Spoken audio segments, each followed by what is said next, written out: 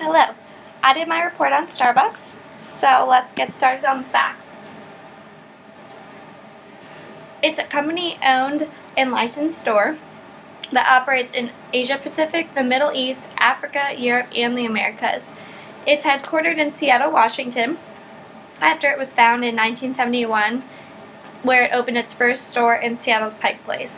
And now in 2008, it opened more than 150 Starbucks stores in the European market, so it's definitely growing each year. The products that they offer is coffee, handcrafted beverages, merchandise, fresh food items, and consumer products. So it has a wide variety of different objects that they provide instead of just coffee. And now they have 21,000 plus stores worldwide, which is keeping them growing. So the external situation is Starbucks has been growing each year in sales and has to choose between the opportunities and threats that it will deal with. And competition and growth are key to deal with progressing in business. So their opportunity is inorganic growth opportunities where they partnered with Teavana and Tazo, is how I think you pronounce it, which are tea companies. So instead of just focusing on coffee, they offered tea options for other consumers. So they have cold drinks with tea and hot normal drinks. So that's opening a whole nother selection. They also have market entry possibilities in Colombia, Bolivia, and Panama, which really could help them since more than half of its coffee comes from Latin American countries. So this will help with their supply chain, maybe cut down some costs, and have that supply coming in direct. They also have market growth in Asian culture, so which means that Chinese are getting a preference for coffee instead of what they usually drink of tea. So that's really helping them grow even more and having that market to go into. A few threats that they have is the higher commodity costs, which means that coffee prices have been increasing at a steady pace, which I think is why they've been growing to tea or other food options. So they can keep their prices at a minimum, even though that they are more expensive than their competition. They also do have intense competition, which I'll go into a little bit later, which they have similar products.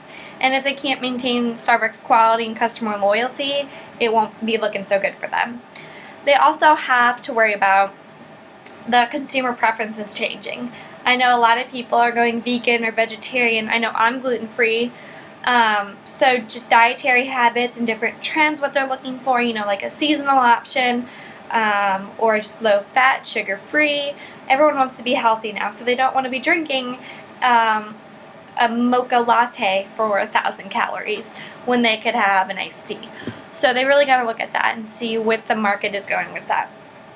And they also, the supply of high-quality Arabic coffee beans, those countries where they get them from could become unstable. So that's not always looking good if something happens to those kind of countries, either war or just environmental reasons like their crops don't grow. It's not going to be looking good for Starbucks. They have to have a fallback plan or really focus on the tea or other options, but that's not going to be good for their image of a brand or of a coffee shop. But like I said, their competition is Caribou Coffee, Costa Coffee, McDonald's is offering more and more options, Modelo's, which is off of Kraft, Nestle, PepsiCo, Procter & Gamble are all options that are really competing against them. So internal situation is financially they've been doing really good. Total net revenues have increased every year, so along with cash flow. They expect growth with additional investments in store renovation, new store growth, and manufacturing capacity, so that's looking good for them. They also focus on a localized multicultural strategy, so their main values stay the same generally overall, but for each store or region, they do tend to focus on the different menu options and even the store layout. So I know in China they changed the seating arrangements because the Chinese like to sit down and enjoy the conversation and order more drinks, while here in America it's drive through, get your coffee, go to work, real quick, fast pace. So they had to adapt to that culture, and along with fitting the different menu items such as drink and food, they've been changing it to fit what that culture usually eats. And let's see. Then for weaknesses, their overdependence on the U.S. market is a very big weakness because during 2012, they've generated 76.5% of total sales from the United States, but only 23.5% from other countries. So if the U.S. market ever goes down, that's a significant amount of revenue coming from the U.S. that could be lost very quickly. They also have way too many stores in the United States, which is causing self-cannibalization with overcrowding. So basically, if a store is located too close, the other one could do very poorly because of the competition. And they also have very expensive prices, so it doesn't really go great with the economy, and they need to watch that for, like I said, the trends and everything. But with the supply and everything else, that's just how Starbucks is. But they do have a couple strengths. They're expanding operating margin. They also have global retail footprint, which is huge recognition of a worldwide basis. And they do have extensive offerings of 30-plus coffee drinks, which helps the company retain and capture existing and new customers. So it has a little bit of everything to offer, which is good and bad, as we'll get into. And then let me go over the key strategic issues.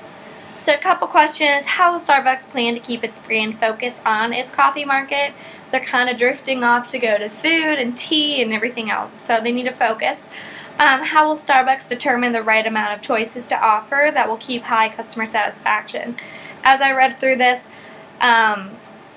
with so many options, it's overwhelming to customers, and if someone's standing in line not knowing what they want, it's backing up the line, which is causing unhappy customers behind them and so forth. So they need to work on that. How will Starbucks fix their problem of overcrowding stores located in the U.S.? And how will Starbucks expand their international market in a successful way? So our strategic alternatives is, the first one is trends. Like I said, the economy can't handle the prices.